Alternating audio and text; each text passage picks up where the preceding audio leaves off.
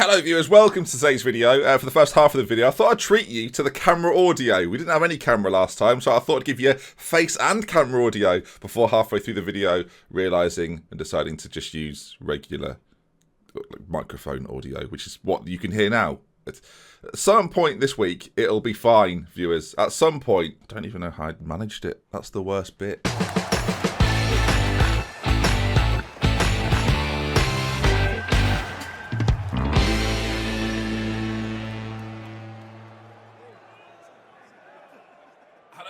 Welcome back to the episode of Boston Boys with me, Benji FM. Good to see you, hope you're well. And you can see straight away then that Gael Bigirimana has got 7 goals in 6 games. So I'm sure we're expecting a stellar performance in an upcoming game against Leyton Orient. Oh wait, what is he? He's on international duty? Oh good, fantastic news. Yeah, I mean he's not here for this one, which is very annoying. He's had a tremendous start to the season. And a start to the season that's been a little hit and miss, it's fair to say. One opening game, then a 1-1 against Mansfield. And since then, it's been a little bit hit and miss. So the QPR result, 1-0 defeat to them. But a good win against Bristol Rovers, fantastic result in fact, and then a good win against Bolton too to team up with it. Then finally before I go against Rotherham, a defeat to Luton in the league. Not ideal, never ideal, especially when you look at the circumstances of said game, and you can see that they scored in the 93rd minute after scoring in the 82nd minute. So well done me, everyone. Well done, managerial Ben. Definitely didn't choose to sort of press them a little further because they're having too much of the ball and take away your defensive midfielder, put an attacking one in, hoping that maybe you could reverse that a little bit, maybe get your own goal back into the game. No, it didn't work. Just conceded late on, and well done me.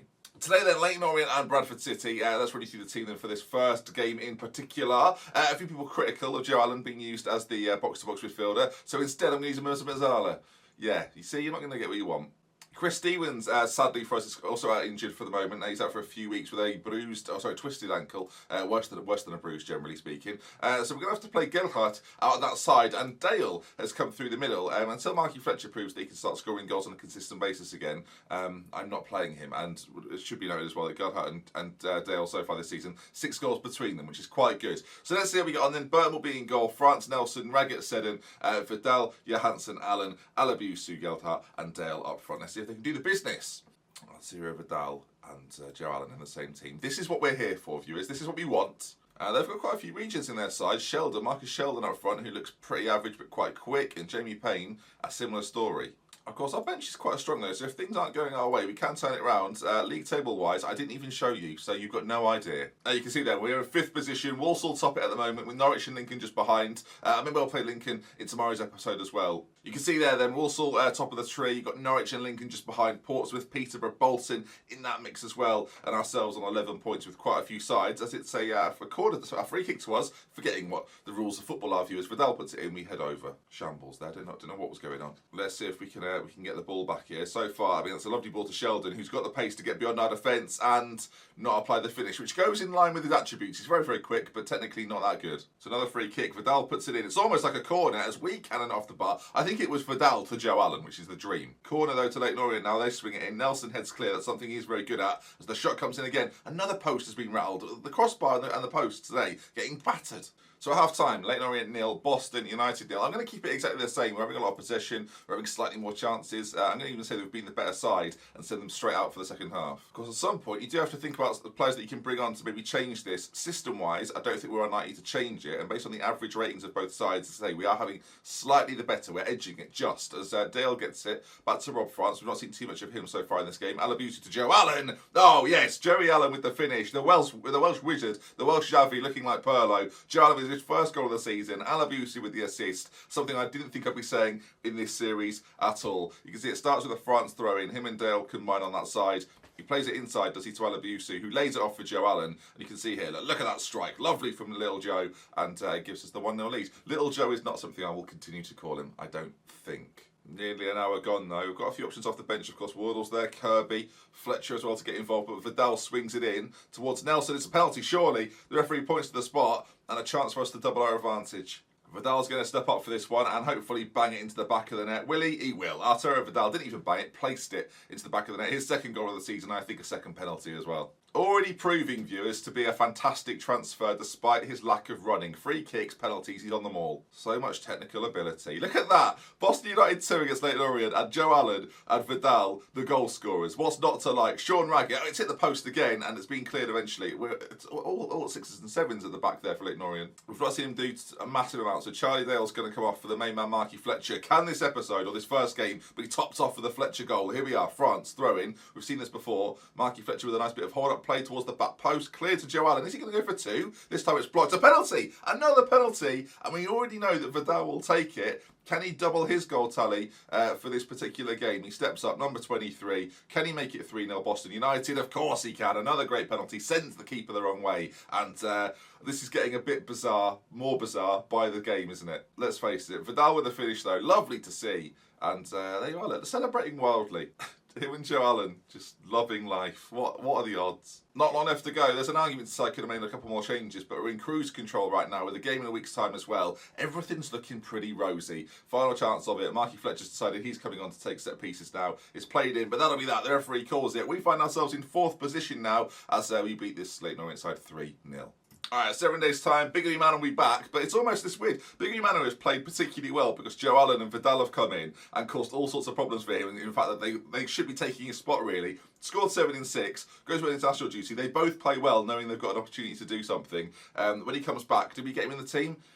Sorry, Joe. Yes, we do. So it is at this point in the proceedings that I've noticed that my microphone's not been on and I've been using crappy camera audio for the first part of this video. At some point this week, there will be a video in full in which I don't cock it up at all. I can't promise as to when that'll be, viewers, but hopefully sometime this week. If it's not the camera working, we're now using the camera audio just to make up for the mistake the other day. And now finally you're being used. I can only apologise for this. Yeah, don't look at me like that, all right? It's not, I didn't do it on purpose. Everyone makes mistakes. Yes, I'm aware it made the first half of the video unbearable to listen to, but we're back now. And now you can tell the difference between the two quite radically.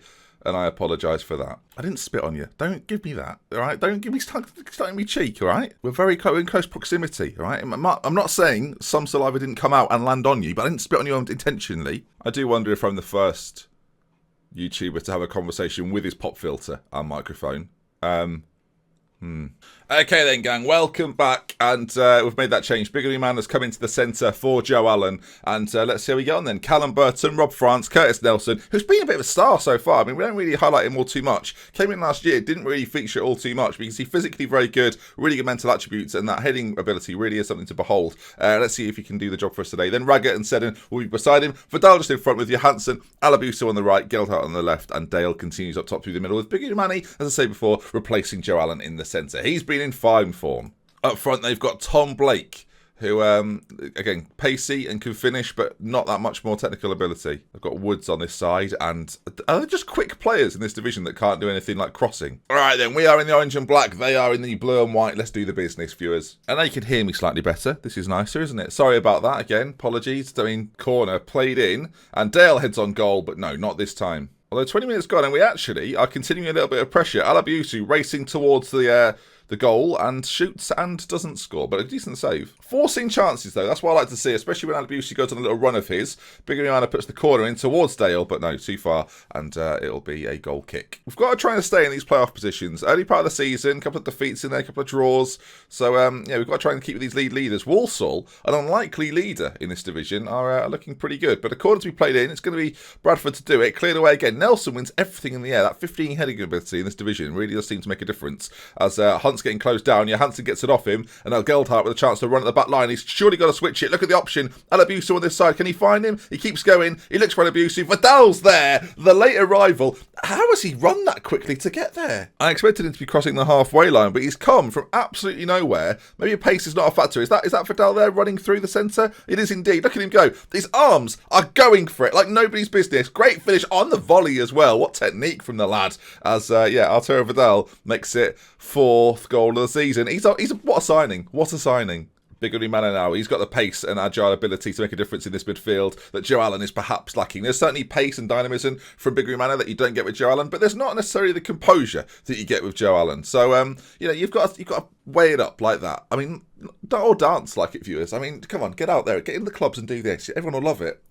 or you'll be kicked out, so just bear that in mind. Alright, team talk's gone well. Straight back out for the second half as the B faces the B. Boston B, Bradford B, you got it. There's a corner, played, Big Green Manor plays it back. I thought he was going to whip it in, but no, Alabiusu, back to Big Green Manor, who just keeps it in, plays it first time, Alabiusu for Dal again, should have scored. It was a massive part of goal that you could have popped that into. Dale's having a quiet game, 56 minutes gone. I'm going to bring on the main man, Marky Fletcher, who probably has to start at some point. If Dale doesn't score for a couple of games, then of course Fletcher will come in and replace him. The issue's going to be, of course, when Stevens comes back, Geldhart has to move maybe to the striking position instead. So this is really one of Marky Fletcher's only chances to impress. As Big Green Manor, back from international duty, still shooting from miles away. In one of the recent games, he got a hat-trick. They were all free kicks. It was wonderful. 20 minutes left to go. I wonder if we should play a little bit more on the safe side, but I think the way we're set right now, we should be okay. We might even be on for a second here, as Vidal and France combine. Out to Big Green Manor, who goes for it.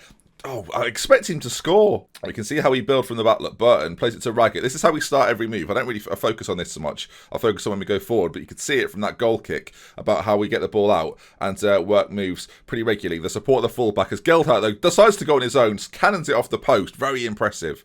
I've not had too many players that can take it like that and then just unleash at goal. Alabiusi's probably one of the only ones. Another corner though, Fletcher's on it, whips it in. Alabiusi from close range should have scored. Big Green Manor on it. Where's he going to go with it? Is he going to go for goal again? He's played it off to Marky Fletcher, gets it back from him, and now Seddon bursts into the area. Will he go for goal? He will, and it's cannoned away for a throw. Free kick. Big Green Manor's gone for it, just shooting from everywhere. He's back in the side. He knows he's got to impress. I'm going to take him off late doors. He had a long travel week. I'm going to bring Wardle on to play as sort of the creative player of that three in midfield, and we'll just see then, can he do anything in the last few minutes? It looks unlikely, but regardless, we wasted a bit of time with it, and it looks as if this is going to be a decent 1-0 win. As a corner to Bradford, play to the back post, Johansson gets it clear, danger not over, this could be heartbreak, late Dorsey viewers, and I'm prepared for it. Okay, I'm fine, I'm at peace with it, break away and score! 10 seconds left. It looks as if, though, this is going to be game over. You'd expect it to be game over. With only seconds remaining, it's going to be Bradford defeated to Boston United. I'm trying to preempt this, viewers. Oh my God, what's happening? No, please. Okay, cleared away. I thought it was over. It wasn't over. It is now.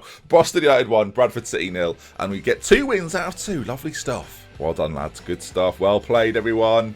So then that wraps up today's episode. If you've enjoyed it, please do leave a like on it. If you want to see some more, make sure you subscribe to the channel. And we love with care. I'll see you again very, very soon. Goodbye.